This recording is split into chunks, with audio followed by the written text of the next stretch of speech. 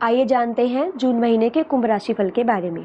तो ये जो कुंभ राशिफल है, उनके जो जातक हैं उनके लिए महीना उतार चढ़ाव से भरा रहेगा। आपकी राशि में पूरे महीने राहु और सप्तम भाव में केतु महाराज विराजमान रहेंगे, जिससे आपके निर्णय लेने की क्षमता प्रभावित होगी।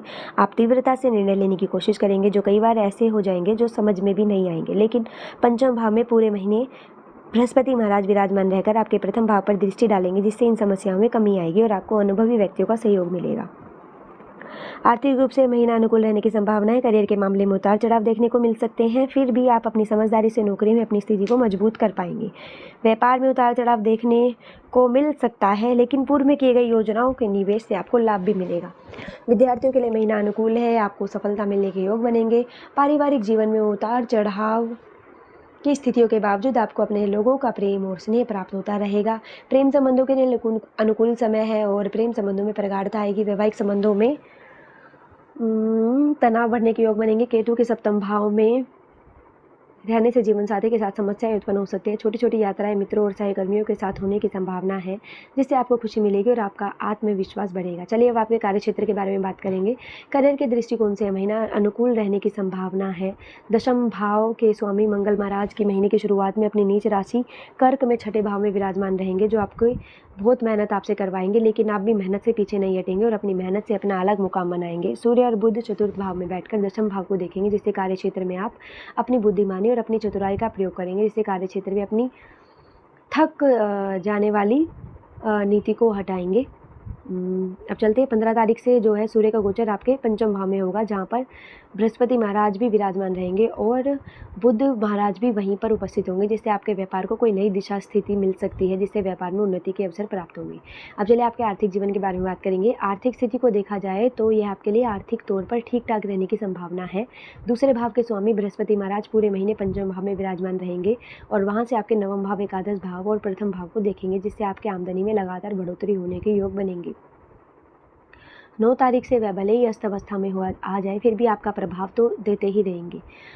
महीने के मध्य में सूर्य और चतुर्थ भाव के पंचम भाव में बृहस्पति के साथ आने से एकादश भाव पर 3 ग्रह का प्रभाव रहेगा, जिससे आपकी आमदनी में अच्छी बढ़ोतरी देखने को मिलेगी। एक से ज़्यादा माध्यमों के द्वारा आपको धन प्राप्ति के सुंदर योग बनेंगे और इससे आपकी आर्थिक स्थिति मजबूत होती चली जाएगी। आप सरकारी क्षेत्र और अन्य कई मामलों में शेयर बाजार में निवेश कर सकते हैं, जिससे आपको अच्छा धन लाभ प्राप्त होने के योग बनेंगे और महीने के उत्तरार्ध में व्यापार से भी उत्तम धन लाभ होने की स्थितियां बन सकती है। और शनि महाराज जो आपके प्रथम भाव और द्वादश भाव के स्वामी है, वे आपके दूसरे भाव में विराजमान रहकर विदेशी माध्यमों से भी धन प्राप्ति के योग बनाने में मदद करेंगे। इससे आपकी आर्थिक स्थिति में अच्छी सुधार देखने को मिलेगा और महीने की शुरुआत के प्रथम सप्ताह और महीने के अंतिम सप्ताह के दौरान कुछ खर्च बढ़ सकते हैं, लेकिन आपकी आमदनी अच्छी रहने से आपका जो सामना है उनसे आसानी से आप उनको कर पाएंगे।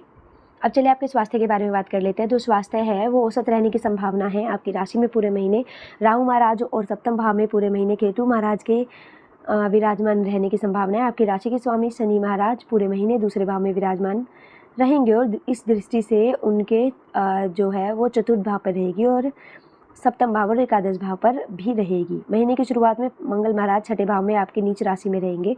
तो 22 तारीख से बुध महाराज जो हैं छठे भाव में आ जाएंगे और उससे पूर्व 7 तारीख को मंगल केतु के साथ सप्तम भाव में आकर मंगल केतु अंगारक योग बनाएंगे। जो इन सभी ग्रह की स्थितियों और ग्रह चाल को ध्यान में रखते हुए ये हम कह सकते हैं कि इस महीने आपको स्वास्थ्य संबंधित समस्याओं के प्रति सावधानी बरतनी होगी। आपको रक्त से जुड़ी समस्याएं हो सकती है। किसी प्रकार का रक्त संक्रमण, चोट, घाव, फोड़े, फुंसी आदि की संभावना से इनकार नहीं किया जा सकता। आपको अपने भोजन पर ध्यान देना होगा। आपकी दिनचर्या को उत्तम बनाने के लिए लगातार प्रयास करते रहना होगा। आप पेट से जुड़ी किसी समस्या का शिकार भी हो सकते हैं, इसलिए पूरे महीने अपने स्वास्थ्य पर नज़र बनाए रखें और आवश्यक होने पर किसी चिकित्सक से संपर्क करें। अब चलिए प्रेम वैवाहिक जीवन के बारे में बात कर लेते हैं। आपके प्रेम संबंध की बात की जाए तो इसके लिए महीना अनुकूल रहने की अच्छी संभावना है। अधिकांश भाग में शुक्र तीसरे भाव में विराजमान रहेंगे, जिससे आप अपने किसी मित्र के साथ उनके प्रति आकर्षित हो सकते हैं और इससे उनके प्रति आपके मन में प्रेम की भावना का अंकुर फूट सकता है। पंचम भाव में पूरे महीने बृहस्पति महाराज विराजमान रहेंगे, जो आपके प्रेम और धैर्य को मजबूत बनाएंगे। पंचमेश बुध महीने की शुरुआत में सूर्य देव के साथ चौथे भाव में होंगे और 6 तारीख से ही आपके पंचम भाव में आकर बैठ जाएंगे। इससे आप अपने प्रियतम के बीच प्रेम मजबूत होगा। 22 तारीख को बुध महाराज छठे भाव में चले जाएंगे और प्रेम विस्तार होगा और आप अपने प्रियतम के साथ कहीं दूर यात्रा पर जा सकते हैं। विवाहित जातकों के लिए बात करें तो ये महीना उतार चढ़ाव से भरा रहेगा और आपको बहुत सावधानी रखनी होगी, क्योंकि पूरे महीने केतु महाराज सप्तम भाव में विराजमान रहेंगे। सप्तम भाव के स्वामी सूर्य महाराज महीने की शुरुआत में चतुर्थ भाव में और 15 तारीख से पंचम भाव में आ जाएंगे, जिससे रिश्ते में प्यार तो रहेगा, लेकिन 7 तारीख से मंगल के भी केतु के साथ सप्तम भाव में आकर मंगल केतु का अंगारक योग बनाने से जीवन साथी को स्वास्थ्य समस्याएं हो सकती है और आपके जीवन साथी के मध्य तनाव और टकराव और लड़ाई झगड़े की स्थितियां बन सकती है।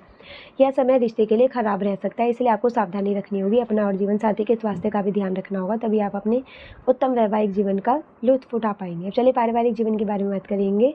तो यह महीना पारिवारिक जीवन के लिए औसत रहने की संभावना है, परंतु अधिकतर अच्छे परिणाम मिलने के योग बनेंगे। चतुर्थ भाव में महीने की शुरुआत में सूर्य और बुध का बुधादित्य योग परिवार में खुशहाली लेकर आएगा। आपकी माताजी और पिताजी के सानिध्य और उनके मार्गदर्शन में परिवार उन्नति करेगा। आपकी माताजी की बुद्धिमानी परिवार में कुछ अच्छे कार्यों में मददगार बनेगी। शनिदेव की दृष्टि दूसरे भाव से चतुर्थ भाव पर रहने के कारण बीच बीच में कुछ तनाव या अहम के टकराव की स्थितियां भी बनेंगी, लेकिन वह भी धीरे धीरे दूर हो जाएंगे। दूसरे भाव के स्वामी बृहस्पति महाराज पूरे महीने पंचम भाव में विराजमान रहेंगे, जिससे घर में कोई खुशखबरी आ सकती है। कोई उत्तम समाचार मिलने से घर में खुशियों का माहौल रहेगा और परिवार के लोग मिलजुल कर कोई शुभ कार्यक्रम आयोजित कर सकते हैं। 29 तारीख तक शुक्र महाराज लगभग पूरे महीने तीसरे भाव में रहेंगे। इसके बाद चौथे भाव में प्रवेश करेंगे, जिससे भाई बहनों को सुख की प्राप्ति होगी।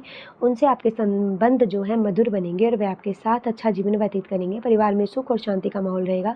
घर में कुछ नई वस्तुएं खरीदने के योग बनेंगे, जिससे घर की खुशहाली बढ़ेगी और नई नई खुशियाँ आएंगी।